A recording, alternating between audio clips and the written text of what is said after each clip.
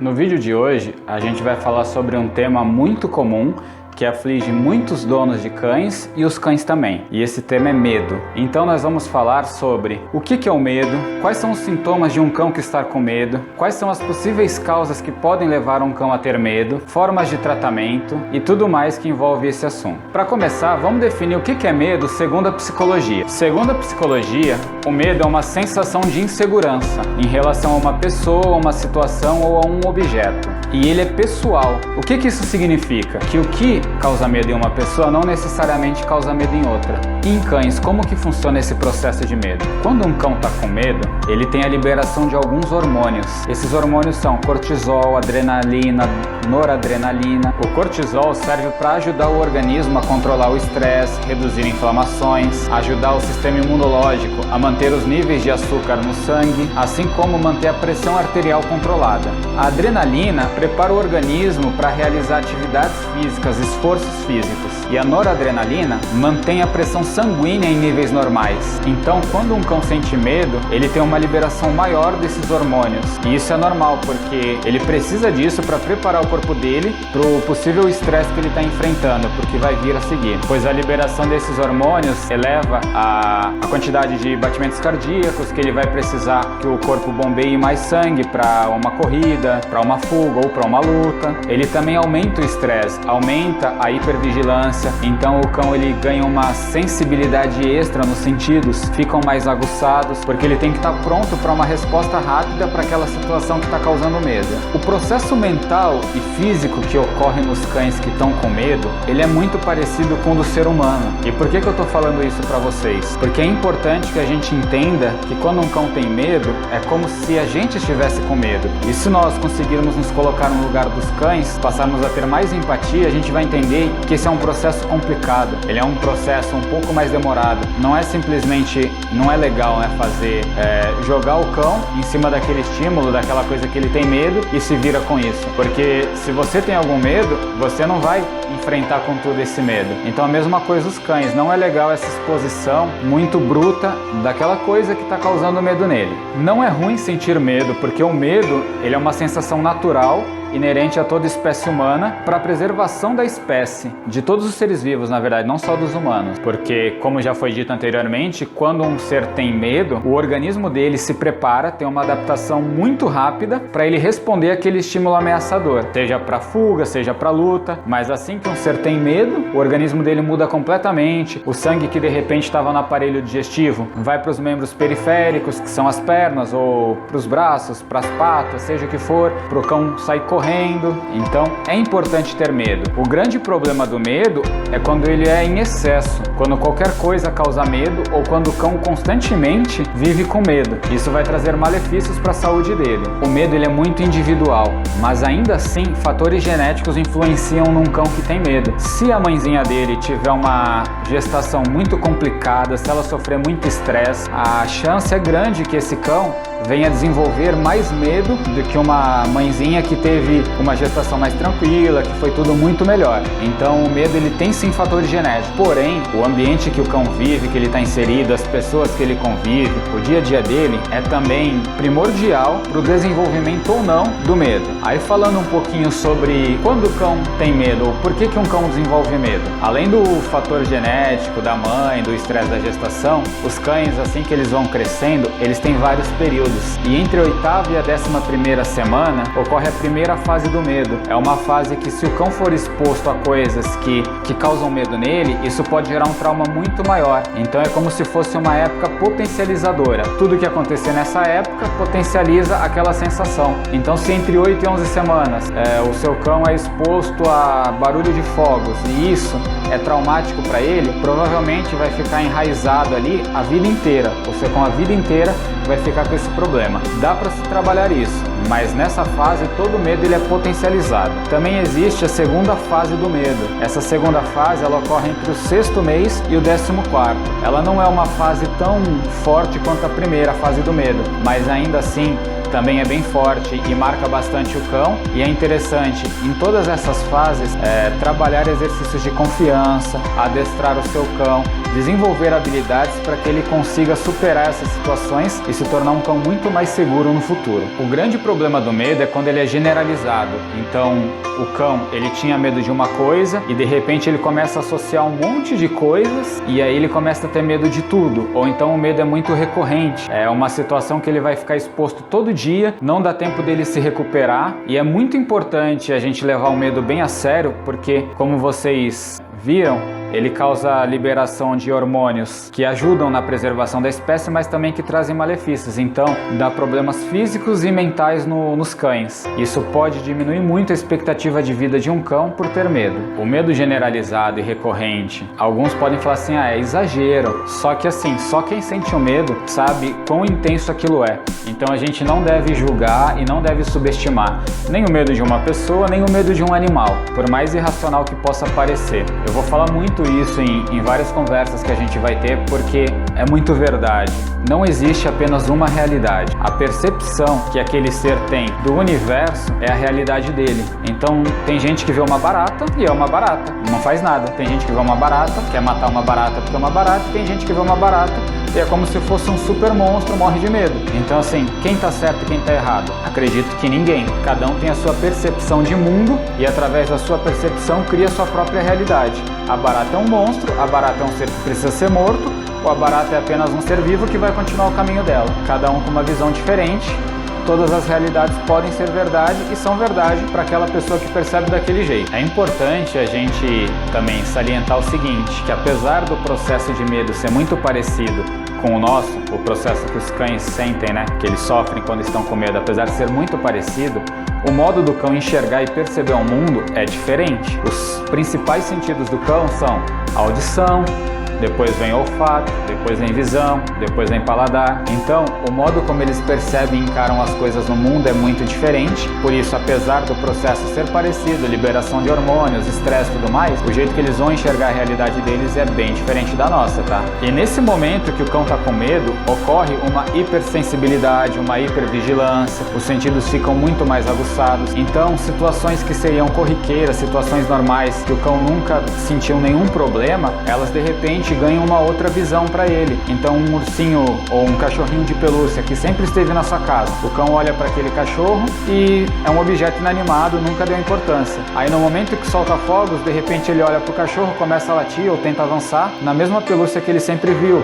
Ou então uma pessoa que ele gosta, mas quando ele está com medo, ele se mostra mais agressivo. Então, no processo de medo, quando um cão sente ou ele está sofrendo aquele processo, é normal ocorrerem alterações na percepção dele, até mesmo de coisas simples que ele nunca se importou. E o medo frequente, o medo recorrente, ele pode causar um estresse crônico. O cão não consegue se desligar daqueles sentimentos e isso vai gerar muitas doenças para ele, além de facilitar o surgimento da agressividade. Então, não é incomum cães medrosos serem mais agressivos. Na verdade, a maioria das agressões que os cães fazem, elas são por motivo de medo. E também por esse estresse crônico, por o cão estar sempre nesse estado de hipervigilância, de hipersensibilidade, parece que ele é muito mais medroso do que ele realmente é. Porque deu os fogos, o cão ficou com medo. Aí no mesmo momento toca a campainha e ele já leva um susto com aquilo. E aí você pensa, esse cão tem medo de tudo. Na verdade, ele só está num estado de hipervigilância, hipersensibilidade constante. Então parece que ele é mais medroso do que realmente é. Ainda sobre o medo, dá um exemplo para vocês que é a ansiedade de separação. Existe, um pensamento que a ansiedade de separação ocorre porque o cão sente falta do dono e não consegue ficar sozinho sem o dono, e não é totalmente errado esse pensamento, mas ele também não é totalmente verdade. A ansiedade de separação ocorre porque o cão se sente inseguro sem a presença do dono. É como se o dono servisse como uma âncora emocional. Então, perto do dono, o cão se sente seguro, e quando o dono sai, ele se sente inseguro naquele ambiente, ele se sente inseguro sem a presença do dono. Desse jeito, a gente percebe que a ansiedade de separação é um medo, é uma insegurança. E sabendo disso, a gente pode começar a trabalhar situações para o cão aprender a se desconectar um pouco emocionalmente do dono e perceber que estar sozinho é gostoso. Permanecer sozinho por alguns momentos também é bom. Ele pode relaxar, ele pode brincar, ele pode comer, ele pode fazer várias coisas. Ele não precisa depender do dono para viver. E sobre ajudar os cães, a gente vai bater quase sempre na mesma tecla, não importa qual seja o problema de comportamento. Para a gente ajudar um cão, nós temos que ser capazes de fazer a linguagem corporal, a leitura dos cães. Então, como é que você sabe que um cão está com medo? Quais são os sinais que o cão dá? Nessa leitura dos cães, você pode perceber sinais de desconforto, você pode perceber através de língua, respiração, orelha, cauda. Se o cão ele costuma ser mais ativo e ele está mais escondido, mais no cantinho dele. Todos esses sinais, se vocês aprenderem a ler, vai facilitar muito, de repente até conseguirem antever os problemas, né, que a gente chama de gatilhos, e aí evitar que ele passe por aquele estresse. E sobre gatilhos, é muito importante a gente identificar o que causa o medo. Gatilho é toda situação que ela é precursora, que ela inicia o processo do cão de desenvolver medo daquilo ou de sentir medo naquele momento. Então, supondo, né, dando um exemplo, toca a campainha. Se a campainha é um gatilho, o cão sabe que depois da campainha alguém vai abrir a porta, então ele já começa a sofrer uma ansiedade porque ele sabe que depois da campainha vão abrir a porta e ele tem medo de estranhos. E normalmente quando toca a campainha é um estranho. Sabendo disso, a gente deve evitar o quê? Acionar os gatilhos. Então não toque a campainha. Esse é um primeiro processo. Depois a gente tem que ver como faz para o cão não ter que se deparar com um estranho. Mais um processo, só que eu vou falar sobre isso daqui a pouquinho. Os cães que estão com medos, eles também devem ser submetidos a inspeções de saúde. Não é anormal cães medrosos estarem com algum problema de saúde que não foi descoberto. Então vocês devem procurar um veterinário comportamentalista. A maioria dos veterinários são clínicos. Eles você fala o sintoma, vão dar um remédio e pronto. Agora o veterinário comportamentalista, ele trabalha sabendo que aquela coisa que o cão está sentindo pode ser um motivo clínico. Então ele liga um comportamento do cão a um problema clínico, não simplesmente o cão está fazendo isso, dá esse remédio. É bem diferente, é bem importante procurar um veterinário para isso. O cão ele pode estar com alergia, ele pode estar com dor, ele pode estar com algum problema que desencadeia, né, a liberação de hormônios ruins que causam ansiedade, que causam medo. Eu vou contar uma pequena história para vocês de uma gata que a gente tem aqui em casa, a Snow, tá? Nós temos 3 gatos, o Salem, a Cheshire e a Snow. E a Snow ela é a mais velha, pouquinha coisa, só que foi a última a chegar em casa. E ela era pequenininha. Ela era super desnutrida, que a gente achava até que ela era a mais nova dos 3. E talvez porque foi retirada da mãe muito cedo, porque não teve um contato que deveria com seus irmãos e tudo mais, ela é muito medrosa. Mas assim, muito medrosa mesmo. Para dar alguns exemplos para vocês, se ela estiver no corredor que vai do quarto para a cozinha, eu passar nesse corredor, ela corre para a cozinha achando que eu estou indo atrás dela. Quando eu chego na cozinha, ela fica fazendo zigue-zague achando que eu estou perseguindo. Assim que ela consegue passar do meu lado, ela passa e corre de novo pro quarto. Então muito medrosa. E para vocês verem que o medo ele é uma percepção, ele é irracional, muitas vezes pra gente, mas para quem tá vivendo aquilo é muito verdade, nós compramos sacos de ração de 15 quilos, né? Então são aqueles sacos grandes e nesse saco tinha a imagem de um gato. Um dia a gente deixou esse saco de ração no quarto, assim que a gente chegou a gente pôs no quarto ao invés de pôr na área. E daí a Snow viu aquele saco e viu um gato parado lá. Ela foi se aproximando devagar, com o corpo baixinho, né, como se, quem que é esse gato estranho que tá em casa? E foi se aproximando, se aproximando, se aproximando. De repente quando ela chegou perto do saco, ela ficou meio arrepiada, ela deu uns 2, 3 tapinhas e saiu correndo, como se ela tivesse agredido aquele gato estranho, intruso que entrou em casa, né? Para um cão ou um gato que está com medo, não adianta nada a gente punir, a gente ser agressivo, a gente ficar bravo, se estressar. Porque pensa bem, o animal ele não escolheu ter medo daquela situação. Se qualquer ser pudesse escolher ter ou não medo, acredito que 100% das vezes escolheria não ter medo. Apesar do medo ser natural, ninguém gosta de sentir medo. Ele causa sensações ruins dentro da gente. Então quando você pune ou quando você se estressa, né? Vamos supor que você está passeando com seu cão. Aí ele vê outro cão, trava, deita ali no chão, não quer levantar. Aí você começa a brigar com ele. Será que você já parou para pensar que ele pode estar com medo de enfrentar aquilo? E a sua bronca está piorando essa situação? Porque você está expondo ele a uma situação que já é difícil para ele. Então pensa bem quando você estressar com seu cão ou com seu gato, numa situação que para você pode parecer bobeira, mas que para ele está sendo uma situação muito estressante e desafiadora. Sobre os tipos de comportamento que são reflexo de um estado emocional de um cão que está com medo. Como eu falei anteriormente, os cães com medo, eles tendem a se tornar mais agressivos. Então ele fica no canto dele e quando ele se depara com a situação que está causando medo, ele tem aquele comportamento mais agonístico. Isso é, ele tenta afastar a situação que está causando medo, a pessoa, objeto, seja o que for. E muitas vezes isso é através da agressividade. Então, quando você escuta alguém falar assim, ele tem medo, nas entrelinhas está falando, não interage com esse cão, não aproxima dele, não toca nele.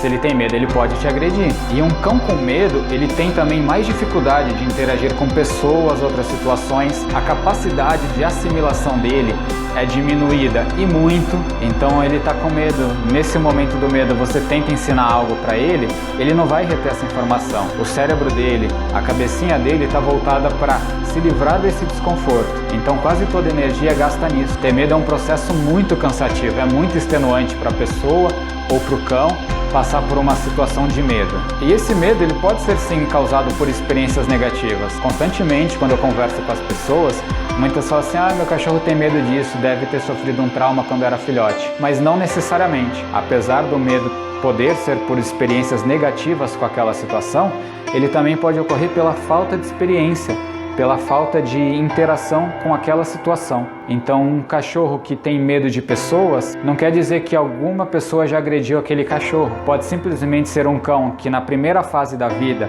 não foi exposto a pessoas, então prefere numa postura mais cautelosa, o organismo entende como ameaçador e desenvolve medo. Então, como não é possível a gente prever todas as situações que o cão vai passar na vida e que ele pode vir a ter medo, qual que é a melhor coisa que nós devemos fazer? A gente deve sempre tentar conectar experiências novas a situações positivas. Então, ao invés de eu ensinar para o meu cão a não ter medo de 1000 coisas, eu ensino ele que 10 coisas que acontecem na vida dele que são novas foram experiências positivas boas. Desse modo, a gente vai meio que generalizar que tudo que é novo é bom. Então, apesar do cão não conhecer aquilo, ele não tem experiências ruins com novidades e ele aceita melhor as coisas que ele não conhece. E o medo ele pode ser associado e antecipado. O que isso quer dizer, Renan? Quer dizer que o cão ele não tem medo de uma coisa, mas ele começa a associar essa coisa a uma situação que causa medo e os sintomas começam a aparecer antes mesmo disso ocorrer. Nossa, mas agora você deixou tudo confuso. Não tem problema, eu vou dar um exemplo para vocês. Se o seu cão só entra no seu carro para ir no veterinário e ele tem medo do veterinário, o que vai acontecer? Toda vez que o seu cão ver o carro, ele já vai começar a associar que ele vai para o veterinário, que é um local que ele sente medo. Então, logo, o seu carro é associado a medo também. Assim ele passa a ter medo do seu carro e quando ele vê o carro, ele já começa a sofrer desse medo. Apesar do problema ser o veterinário, ele já sabe que o carro vai levar ele para a situação que ele tem medo. Então é mais ou menos dessa forma que ocorre a associação e a antecipação do medo. Quando o cão vê o carro, já é um gatilho que dispara aquela ansiedade e aquele medo nele, mesmo que não ocorra nada dentro do carro. E como é que a gente resolve essa situação? No próprio exemplo do carro, se você vai levar o seu cão ao veterinário de carro e você sabe que ele pode desenvolver medo, pois ele tem medo do veterinário, começa a pegar o seu cão e leva para dar uma volta de carro, onde nada aconteça. Leva ele para ir num parque, leva ele só para andar mesmo, com vidro aberto, sentir novos odores. Assim ele nunca vai saber se entrar no carro é para ir no veterinário ou para fazer passeios gostosos. E com isso diminui a chance dele desenvolver medo associado e antecipado. Outra associação e antecipação do medo. Imagina que um cão sofreu um acidente, alguma coisa, e quando você vai tocar, por exemplo, ele quebrou a patinha, você vai tocar na pata dele e isso causa dor. E esse acidente foi num atropelamento de bicicleta. Então ele pode desenvolver medo de ciclistas e ele também pode desenvolver medo ao seu toque. Se ele, na cabecinha dele, passar que o seu toque está causando aquela dor, ele pode começar a ficar com medo e de repente ele não vai mais permitir que você toque na patinha dele. E se ele generalizar, se os próximos toques forem recorrentes e sempre causarem dor, ele pode generalizar que o seu toque causa dor nele e passa a não gostar mais de receber carinho. Então, às vezes, um cão que está com dor, está com alguma doença, não foi no veterinário, você começa a tocar ele e ele sente esse desconforto, mais pra frente, depois que ele sarar, ele pode não gostar mais do toque, porque ele está associando que aquele seu toque causava dor. Então vai ter que fazer um processo para reverter isso na cabeça do cão. Então agora a gente vai falar sobre como trabalhar o medo nos cães. Para começar, a gente deve nunca forçar uma situação. Então A gente tem que começar a respeitar mais os nossos cães e permitir que ele se afaste ou se aproxime na medida que ele se sentir confortável. A gente também precisa desenvolver uma comunicação melhor, que isso vai trazer mais confiança para o cão na gente, e muitas vezes isso pode resolver o problema, porque ele pensa, se o meu dono está ali, então eu não preciso ter medo, porque eu confio nele, se ele está lá é seguro. A gente tem que fazer uma leitura boa dos cães também e entender ele quando ele está pedindo afastamento ou aproximação. A diminuição do medo, ele é um processo contínuo, que vai acontecer de modo diário, habituando o cão àquela situação. E a habituação a esse estímulo que causa medo tem que ser de maneira gradual e pouco intensa. Então não adianta nada, se o cão está com medo, eu colocar ele perto logo daquela coisa que não vai resolver. E permitir que o cão se afaste ou se aproxime quando ele está com medo é uma das maneiras mais eficientes de acelerar esse processo. É um processo lento, mas fazer isso ajuda a acelerar o processo. Imagina que o cão não gosta quando você corta as unhas dele. Aí você pega, corta uma unha e solta o cão. Ele se afasta. Então ele estava com medo e se afastou. De repente, ele vem, se aproxima, aí você vai e corta uma segunda unha e solta ele. A essa hora ele não se afasta, aí você corta uma terceira, solta, ele se afasta. Por que que isso ocorre? Porque às vezes você cortar uma unha, nesse exemplo dado, o cão aguenta esse estímulo, para ele é suficiente, ele consegue aguentar a pressão que ele está sofrendo de ter uma unha cortada. Mas aí se você segurar e tentar cortar todas de uma vez é muito, então ele nunca vai se acostumar com aquela situação. Agora, se você sempre está fazendo uma exposição menos intensa, gradual, permite que o cão escolha o momento que ele quer ou não passar por aquela situação, isso vai na cabeça dele desenvolver uma mentalidade de eu posso me aproximar quando eu não quero eu me afasto, meu dono respeita, então eu fico mais tranquilo nessas situações. E para cães que são muito medrosos, para a gente iniciar os trabalhos, o ideal é que eles fiquem um tempo sem passar pelo estímulo causador do medo. O ideal seria 2, 3 semanas, mas no mínimo uma semana o cão deve não ser exposto àquela situação. Então se o cão tem medo de outros cães na rua, ou você passeia de madrugada para ele não encontrar mais nenhum cão, ou você fica pelo menos uma semana sem passear, se possível até mais, para dar um reset na cabeça dele, porque esses hormônios às vezes eles demoram semanas para sair da corrente sanguínea do cão. Então, por mais que o cão já tenha passado pela situação de estresse, dentro do corpo dele o processo ainda está ocorrendo. Por isso é importante esperar esse tempo para dar o reset. Ensinar comportamentos específicos também ajuda o cão a ter mais familiaridade e lidar com as situações. Um exemplo, quando chega a visita, o cão tem medo, e aí ele começa a travar, ele faz xixi e outras coisas. Se você de repente ensina para ele que ele tem a opção de ir para a caminha, então quando toca a campainha, você fala para ele ir para a caminha e ele vai. E lá ele sabe que nada de mal acontece. É um comportamento específico que você começa a colocar em situações que causam medo no cão, e com isso ele passa a ficar mais confortável, que ele começa a entender, se isso acontecer com uma constância razoável, de que eu tô com medo, eu vou para a caminha e eu relaxo. E o tempo de exposição ao medo, ele é muito importante para a gente começar a ter uma ideia do tempo de recuperação que o cão vai ter daquele medo. Então se o teu cão está com 5 anos e há 5 anos ele é exposto a uma situação que tem medo, e agora você quer trabalhar isso para mudar, não vai acontecer em 5 dias. É muito importante ter isso em mente para a gente alinhar as nossas expectativas com a realidade. Então, quanto mais tempo o cão foi exposto àquela situação, mais vai demorar para ele entender que ele não precisa mais ter medo dela. Por isso, se você perceber que o seu cão está com medo de alguma coisa, começa a trabalhar o quanto antes para desenvolver habilidades para ele superar esse medo, e quanto antes melhor. E eu posso ensinar o meu cão a superar o medo através de comida, através de petiscos gostosos? De certa forma isso até é possível, mas na maioria das vezes a comida não ajuda na superação de medos. Pensa você, se você tem medo de alguma coisa e eu te oferecer um sorvete na hora, você vai estar com apetite para comer ou você vai estar só querendo se livrar daquele medo? Lembra que o processo de medo nos cães é muito parecido com o de humanos? Então, o cão não vai ter apetite. Ah, mas o meu cão come mesmo com medo. Legal, tem cães que comem, porque ele tem um drive de comida muito alto. Só que depois que ele comer, então, supondo que aqui é o é o objeto que o cão tem medo, você coloca a comida aqui, o cão vem pegar. Legal, ele pegou, então ele não tá com tanto medo assim. Tá, ele tá sim com tanto medo, só que a vontade dele de comer também é muito grande. E assim que ele come, ele percebe de novo que ele tá muito perto daquele estímulo. Então isso causa um medo e um trauma às vezes até maior. Portanto, não é tão simples trabalhar com comida para superação de medo. E essa relação, ela não é muito verdadeira. Existem métodos mais eficientes que não precisam de comida. Ainda assim, é possível usar comida também, tá? Então, como que eu trabalho? Você pode trabalhar através de comida, através de brinquedos e através de treinamento. Só que isso vai ser feito num ambiente controlado e com baixo grau de intensidade, também de maneira gradual. Os cães que têm medo de tudo devem ter uma organização do ambiente para facilitar questões de segurança para ele. Então, se o cão não sabe o que esperar, porque o medo é uma insegurança, é normal que ele fique no estado de hipervigilância mais constante. Assim, se você conseguir preparar o ambiente, preparar e estruturar toda uma rotina para o cão, ele já sabe exatamente o que esperar de dia, de tarde, de noite.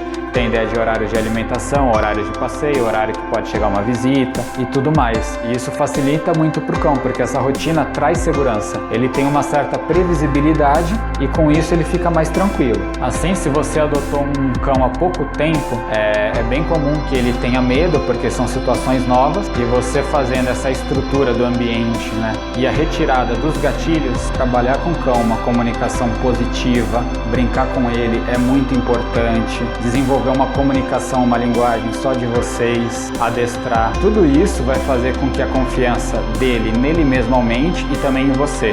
E esse processo é importantíssimo para a superação de medos. Outra coisa muito interessante e importante é permitir o cão descansar, dormir mesmo, porque o medo ele é altamente extenuante, ele é muito cansativo. Então, no processo de dormir, o cão tem uma recuperação, né? O sono ajuda a recuperar o organismo e com isso melhorar mais rápido do processo de medo. Falando um pouco mais tecnicamente, quais são os processos que a gente utiliza para trabalhar cães com medo? Esses processos são dessensibilização e contracondicionamento. E o que significa cada um? Dessensibilização é a gente tirar a sensibilidade que o cão sente daquele objeto, daquela pessoa ou daquela coisa. Então, toda vez que eu pego a rasqueadeira, o meu cão ele tem medo disso. E aos poucos eu vou tirando a sensibilidade do cão àquele objeto. E o contracondicionamento é a gente desenvolver emoções ou respostas diferentes daquela que o cão já apresenta. Se toda vez o meu cachorro vê outro cão e late, ele está condicionado a ver aquele cão, ter sentimentos de medo e latir. E o cão se afasta. Então ele vai alimentando aquele ciclo. E no contracondicionamento, a gente começa a ensinar o cão outros comportamentos a ter outras emoções. Então, quando ele vê um cão, ele pode de repente passar a ficar sentado e interagindo comigo, ele pode querer morder um brinquedinho, ele pode fazer alguma coisa que começa a dar comportamentos diferentes. E isso ajuda a mudar o estado emocional que o cão sente naquela situação. O ideal é que a gente trabalhe essas duas técnicas de modo conjunto, porque elas são complementares uma à outra, aceleram e potencializam o resultado. Ainda assim, a gente deve sempre prestar atenção na questão emocional. Já que o medo é emocional, a gente tem que trabalhar a emoção do cão e não simplesmente comportamentos. O ensino de comandos por si só não causa modificação na situação de medo. O que causa é o aumento da confiança que esses exercícios trazem. Então, se preocupar com a parte emocional é muito importante para vencer o medo. O tema de hoje foi sobre medo. Espero que vocês tenham gostado, que passem a entender um pouquinho melhor sobre esse processo, como é que funciona. E se você gostou e sabe de alguém que precisa ver esse conteúdo, indica para essa pessoa, marca ela, compartilha, curte também, porque isso ajuda o nosso trabalho. As redes sociais funcionam em sistemas de algoritmo, então quando as pessoas curtem, elas entendem que aquilo é importante e distribuem para mais pessoas. Se você viu esse conteúdo e ainda não segue a gente, nós estamos no YouTube, Instagram e Facebook, Pup Pet Sitter.